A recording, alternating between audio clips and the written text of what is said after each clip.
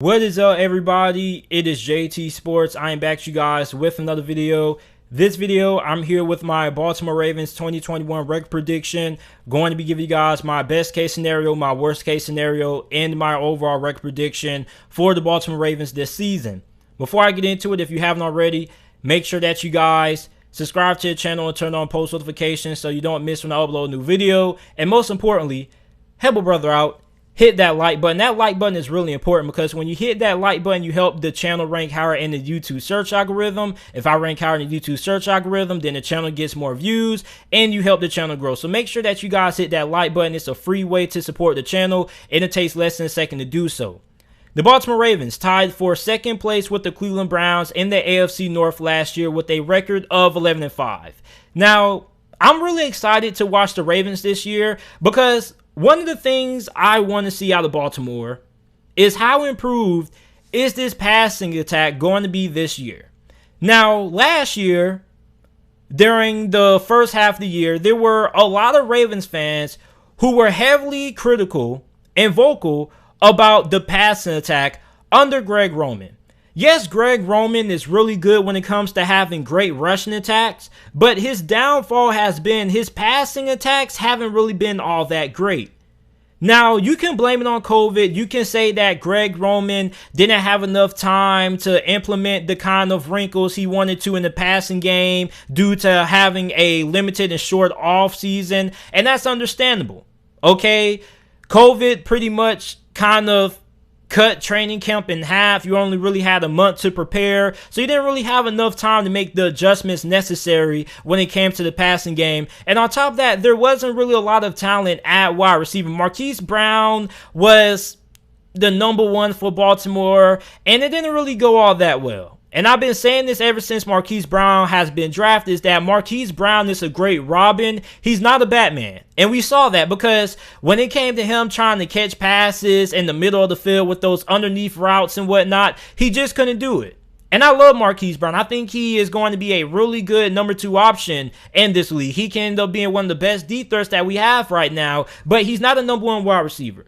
So what do? Well, in the first round of this past year's draft, you select Rashad Bateman out of Minnesota. I love him a lot. I think him and Baltimore were a match made in heaven. Then you somehow were able to get Tylan Wallace in the 4th round, who should have went in the 2nd round. And you signed Sammy Watkins in free agency, which I think may be one of the biggest, most underrated free agency signings in free agency, which video about Sammy Watkins and his impact on Baltimore coming soon. But when you look at Baltimore, you have all of the tools around Lamar Jackson now that there should be no excuses for why Greg Roman cannot improve this passing attack. My best case scenario for Baltimore this year is 12-5. You have a guy in Mark Andrews coming back, arguably one of the best tight ends in the game, top 5. He's going to be back. You have J.K. Dobbins, who should be poised for a breakout season. I mean, J.K. Dobbins got incredibly hot during the last stretch of the year. So you look at how great the run game is going to be. On top of that, you can't forget about what Lamar Jackson does on the ground. But if this passing game is able to improve under Greg Roman, then the Ravens not only are going to have one of the best records in the AFC, but they're probably going to end up challenging the Browns for the second best team in this conference behind Kansas City, and challenging Cleveland for this division, because the Ravens and the Browns are the two teams I think are going to be jockeying to see who ends up winning the AFC North this season. So you look at Baltimore, if that passing attack improves under Greg Roman this year, the sky is the limit. And 12-5 probably might not even be the best case. Some people can make the argument to say that if this passing game gets going, then you probably could win 13 games maybe. But the downside of that is that what about the pass rush? Because you did lose Matthew Judon. You don't have Yannick Ngakoue anymore. So you really have Calais Campbell, and pretty much all of the other pass rushers are either young rookies or we haven't really seen that much production out of them. So for Baltimore, that pass rush kind of does concern me. But overall, you have a pretty good group of linebackers. Patrick Queen had a really solid rookie year. Even though I feel like he could be a lot better in pass coverage, he definitely was really good in other aspects. He was really good when it came to getting his hands on the football. And he was always around certain plays. Like every time I watched the NFL Ravens play on defense, I always saw Patrick Queen either in on the play or somewhere around the proximity of where the play ended. Then we already know that Baltimore probably has the best cornerback room in the NFL. And no, we're not talking about 1-2 punch. I'm talking about overall talent at corner. The Baltimore Ravens are at number 1, and it's no comparison. There's no argument there. There's no way you can tell me that nobody in the NFL right now has a better cornerback room talent-wise than what Baltimore has right now. So my worst case scenario for Baltimore is going to be 9-8. What if the passing attack doesn't improve?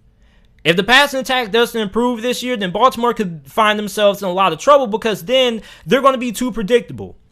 And I forgot what show it was. Was it the Rich Eisen show? I believe it was the Rich Eisen show. So this was the first half of the year, and Lamar Jackson was doing a interview on the Rich Eisen show. And he basically said that the offense was a little bit too predictable, that the opposing team's defense was calling out Baltimore's plays or knew what direction the play was going for Baltimore. And that's because of the fact that nobody really was threatened by Baltimore's passing attack. And Baltimore, even though they did improve the wide receiver room, you have a lot of young guys in that room. You have Sammy Watkins, who's a vet, but that wide receiver room is still pretty young. Marquise Brown is still trying to come into his own. You have Tylan Wallace, Rashard Bateman. You have Miles Boykin. You have James Proche, Devin Duvernay. So that wide receiver room is very, very young. So we don't really know if a lot of these guys are going to pop off right off the bat, which is why that addition of Sammy Watkins from free agency is so big. Because it gives those younger wide receivers on the roster a little bit more time to develop. But on top of that, you have issues about the off-the line. Now, the off-the line is not bad, but the off-the line isn't as good on paper as what it normally is for the Baltimore Ravens. You have Villanueva, who, as a Steeler fan, I can tell you, he's really good against the run, but when it comes to pass blocking, he got worked last season.